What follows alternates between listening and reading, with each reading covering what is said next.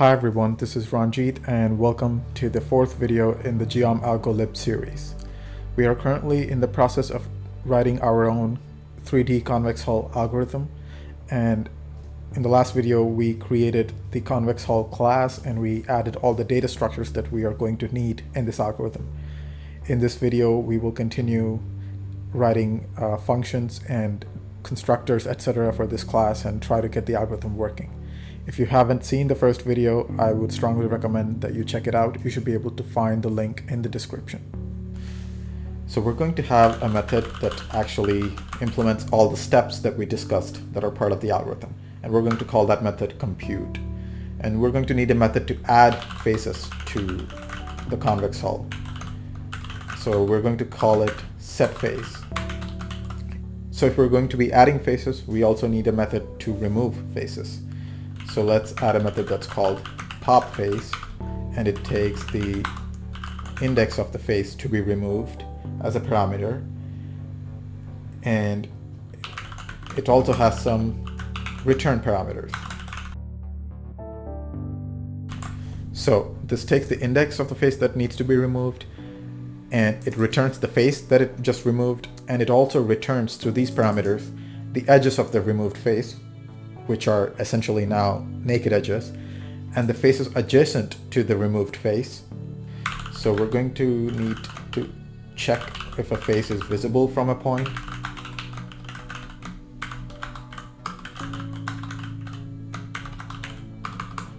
We're going to need to measure the distance between a face and a point.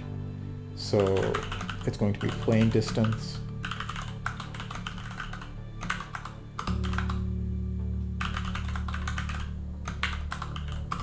Okay, again, no need for parameter names here.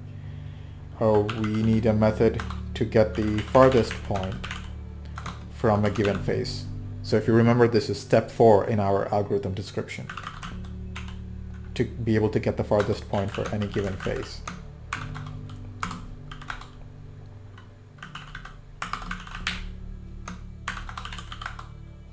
Here I'm going to add parameter names because it's useful.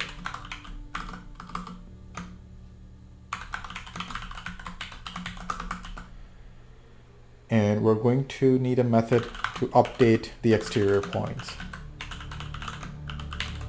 And this is step 8 in our algorithm description.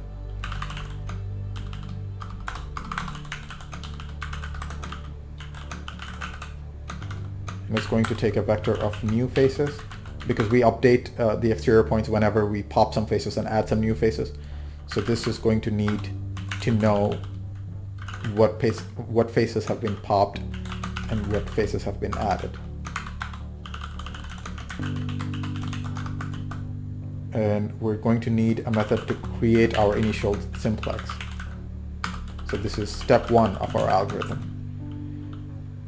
And it's going to take one parameter, and it's going to be passed by reference. What's next? We're going to need a method to retrieve a face with a given ID. It's actually going to have a return parameter. We're going to need a method to get the faces that are connected to a given edge. So it's going to take the edge itself as a parameter.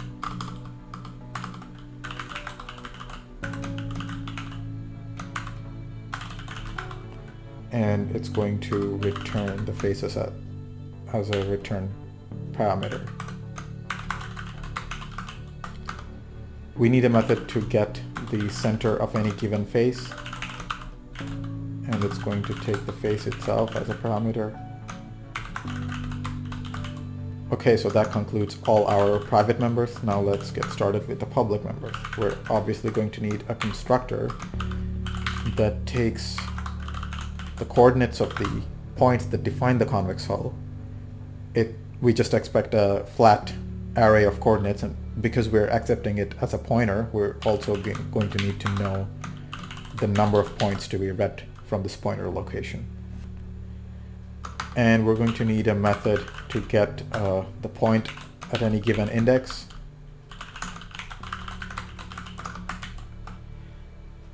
another method to get the number of faces. Let's just call it num faces. And another method to copy the faces into an array. Let's call it face indices. So none of these methods change anything about the convex hull, so let's just mark them with the const keyword. So this copy method is what we will be using once the convex hull is computed to transfer all the data back to the C# side. So this essentially wraps up our class declaration. We declared everything that we're going to need to write the whole algorithm. And next step is to jump into definitions of these things. So let's start writing the definitions. Let's write the definition for the constructor. So the first thing we need to do in the constructor is to reserve some space for the points that we're going to copy. We know the number of points, so that tells us how much space to reserve, and we have the coordinates in this pointer, so we're going to next try to copy all the coordinates from this pointer. So we're going to construct points from these coordinates and push them back into our vector.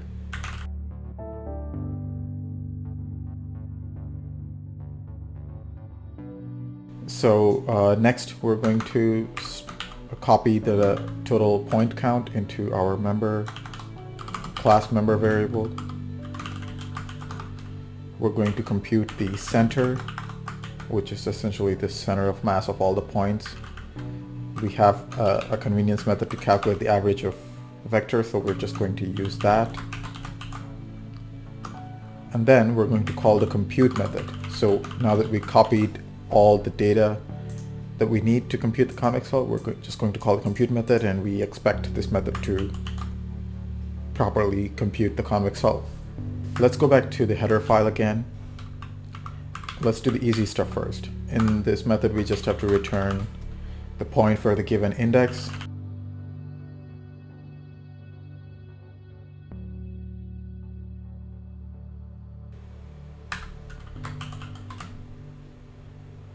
The next method is num faces.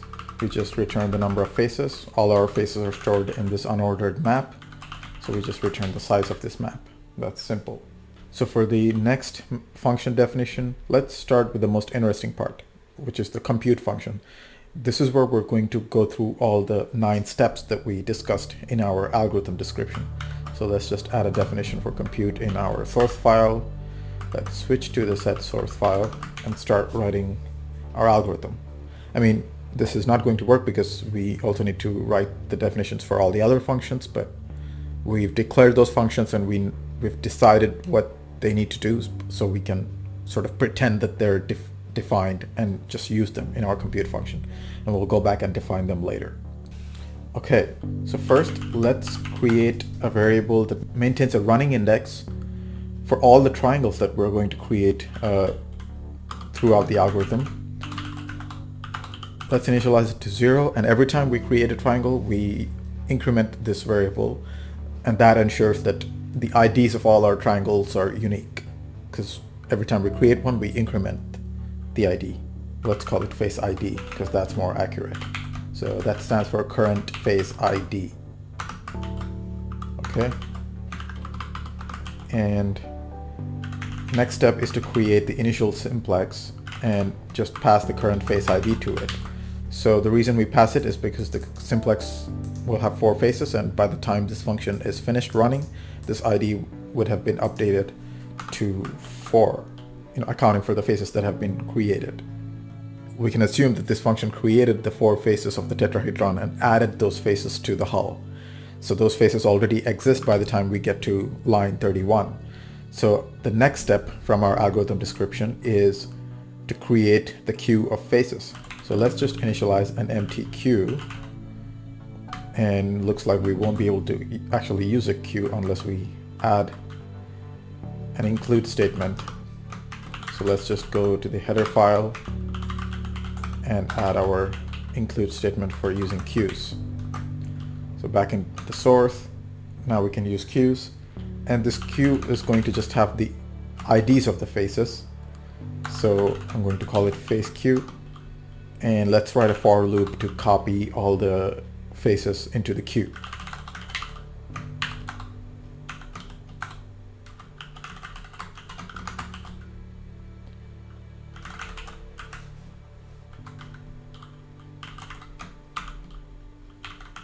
So because we're only queuing up the IDs, I'm going to add the first of the key value pair. Okay, and now that we have all the faces added to the queue, we are ready to start our main loop. So we have to run this loop until the queue of faces is empty, right? So the loop runs as long as it's not empty. So while the queue is not empty, let's create a variable to get the next member of the queue. Let's call it ti, maybe fi for face ID. fi equals face queue dot front. So that gives us the next item in the queue. And because we took the next item, let's also pop the item so that it's not in the queue anymore. We now have the ID of the face, but we need to get the actual face itself. So let's create a variable for storing these faces. Let's call it current face.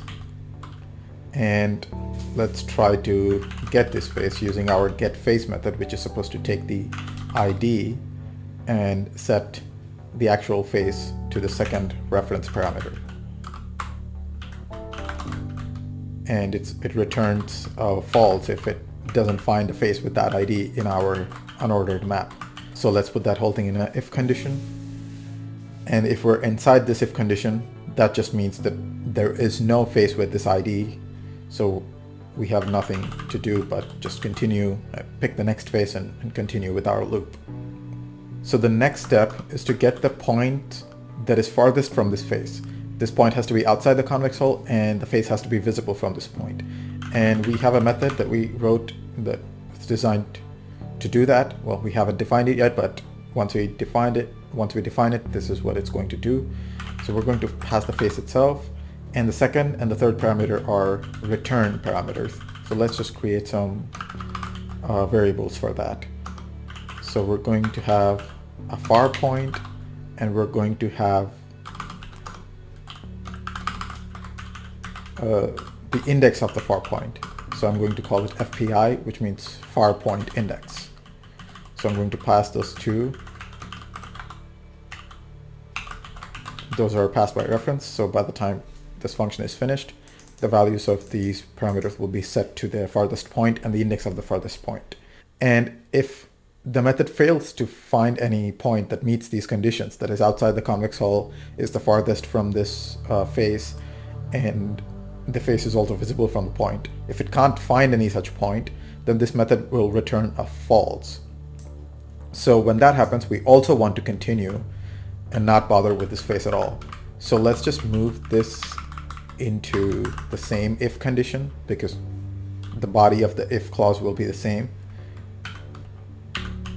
Okay, so now what we're saying is if you don't find a face, or you found a face but you couldn't find a point that is farthest from this face, if either of those is true, then just continue. This face is useless. We don't want to process this face, right? Now, we need to store the normal of this face in a local variable, just for convenience's sake. So let's just create a variable for that. Call it normal, and we're going to store the normal of the face. And the next step is to start popping all the visible faces from the farthest point that we found, right? And how do we start? Like, do we want to loop over all the faces? No, that's not what we want to do. So for a fact, we know that the current face, the face that's stored in this variable, is visible from the farthest point, because if it wasn't, this method wouldn't have returned it as such, right? So we know that the current face needs to be popped. So the way we're going to use this one face that we know is visible and then find all the faces that are visible is that we're going to pop this one face, and then we're going to take the adjacent faces that are connected to the naked edges that are created by popping this face. And then we're going to pop those faces. And then we're going to keep continuing until the adjacent faces connected over the edge are not visible anymore. And then at that point, the naked edges that we end up with will be our horizon edges. So to accomplish that, we're going to have to create a queue. So let's create this queue outside our loop. And this queue is going to contain the faces themselves. It's not the indices this time. Let's call it pop queue because it's the queue of the faces that are going to be popped. So the current face needs to be popped. So let's just push the current face. You know what? I changed my mind. Let's just change this queue to actually use the indices of the faces because our pop face function is going to use indices. So let's push the index of this face into the queue.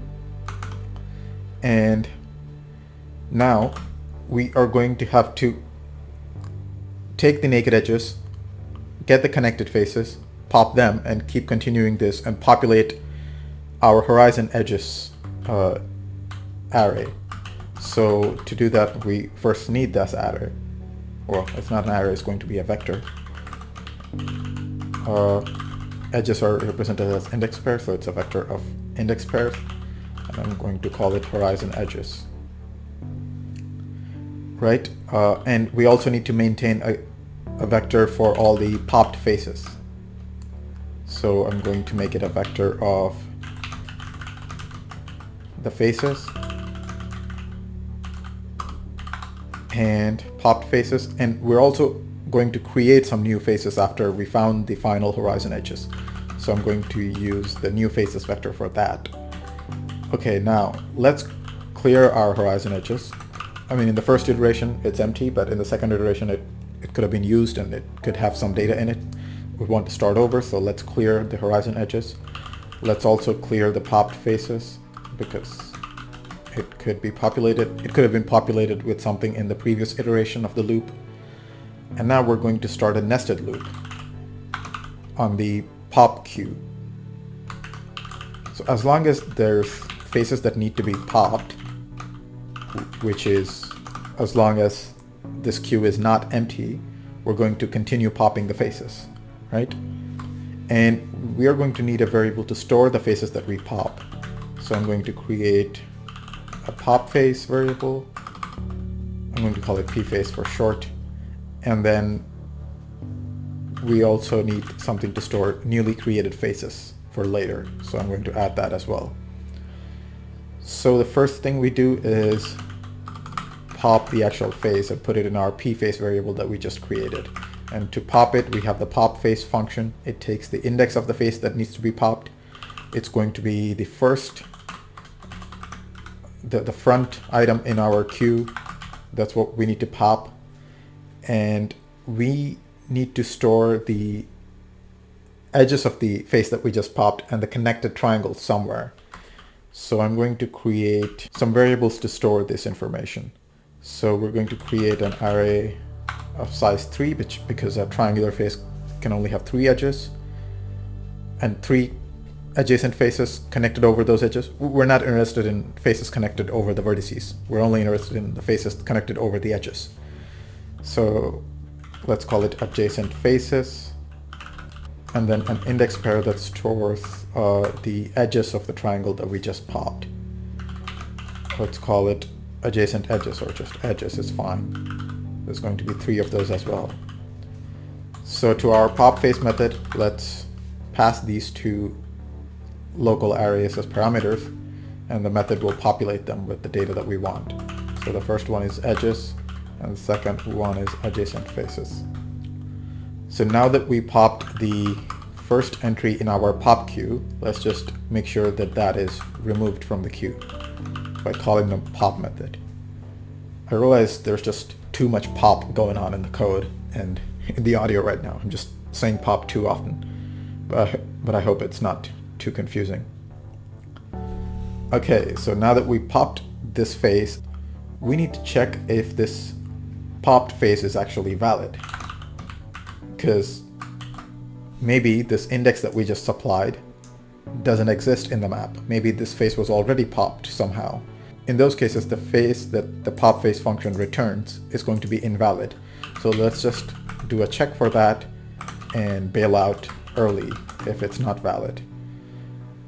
So we just continue with the next face in the queue of faces that need to be popped. Now we've popped a face and we know that that face is valid. Next thing we want to do is add it to our vector of popped faces, because we're going to use this later. We're going to need this. It will all be clear in a second. Okay, so the next thing we need to do is go over the edges and the adjacent faces that we got when we popped this face and see if they're also visible. And for each of these faces, each of these three, we have two choices. If the face is visible, we also need to pop it, so we add it to our pop queue. If the face is not visible, then that means the edge connecting to that face is a naked edge. So we need to take the corresponding edge for this invisible face and add it to our horizon edges vector. So we're essentially going to loop over all the adjacent faces, and there's 3 of them, so the number of iterations is going to be 3. Okay, so the first thing that we need to check for is whether the adjacent face is valid or not, because maybe this triangle didn't have a neighbor. Maybe the neighbor of this triangle has already been popped. So it could have, it will have at most 3 neighbors, but it could have less. So it's possible that one of the adjacent faces is not valid. So we need to check for that and bail out in advance. So we're going to check if this face is valid, and if it's not, we continue. Then the next thing we need to do is check if this adjacent face, which is clearly valid, if we are in line 73, it's a valid face. We need to check if it's visible. So let's use our face visible method, which is in our class declaration, and pass the face itself and the point which we need to check for visibility. And in our case, it's the farthest point. What did we call the farthest point? We call it far PD. Okay. So if this face is visible, then this face needs to be popped. So we add this face back into our pop queue. And because this queue is a queue of IDs and not the faces themselves, let's just push the ID into the queue. And if this face is not visible, then we need to add the corresponding edge to our horizon edges vector. And the corresponding edge is going to have the same index as the face itself, so it's going to be edges I. So if we continue doing the same in our while loop, if we just continue iterating through our loop, at some point we're going to have no faces visible from the far point. So at some point we're going to stop entering this if block, and we're going to add all the edges to the horizon edges. And when that happens, this loop will be done, because the pop queue will be empty, because there will be no faces to be popped anymore.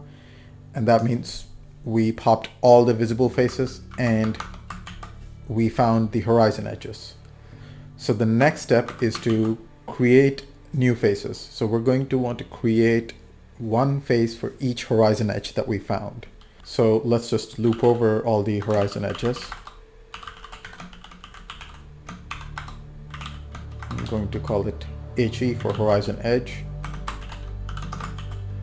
And for each edge, we want to create a new face, right? So let's create a new face.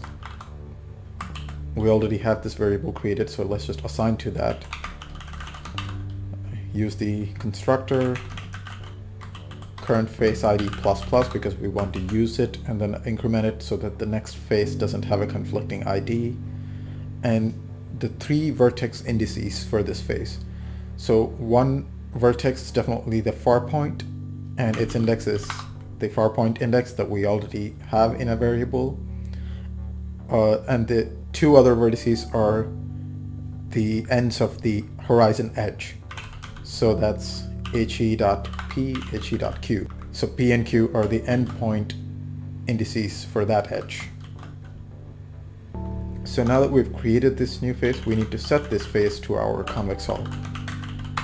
Well, it's called set face, but it essentially adds the face.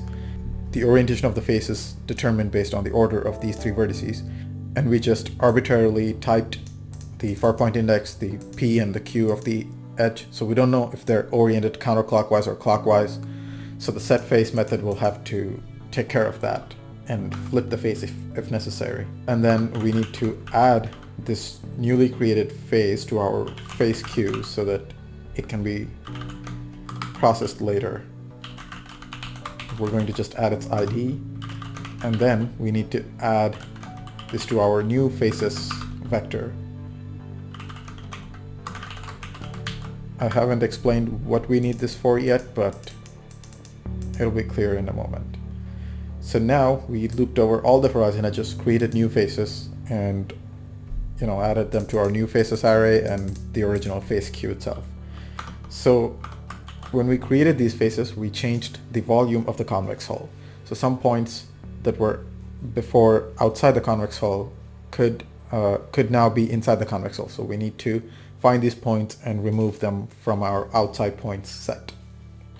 So for that, we already have a method which is supposed to do that. So this asks for new faces.